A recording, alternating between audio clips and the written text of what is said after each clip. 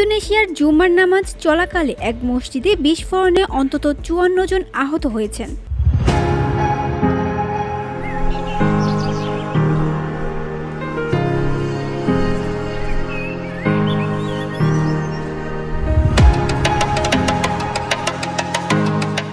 শুক্রবার রাজধানীর জাকার্তার একটি স্কুল প্রাঙ্গণের মসজিদে ওই বিস্ফোরণ হয়। আহতদের হাসপাতালে নেওয়া হয়েছে বলে স্থানীয় পুলিশের তরফ থেকে জানানো হয়েছে।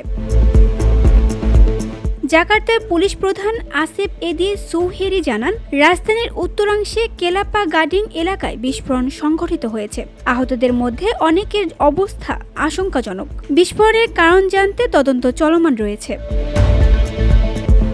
স্থানীয় সংবাদ মাধ্যম কম্পাস টিভি এবং মেট্রো টিভিতে প্রচারিত খবরে দেখা যায়, ঘটনাস্থলটি পুলিশ ঘিরে রেখেছে। সেখানে অ্যাম্বুলেন্স প্রস্তুত অবস্থায় রয়েছে। তবে মসজিদের ছবিতে ব্যাপক কোনো ধ্বংসের চিহ্ন দেখা যায়নি। VOD Bangla news desk.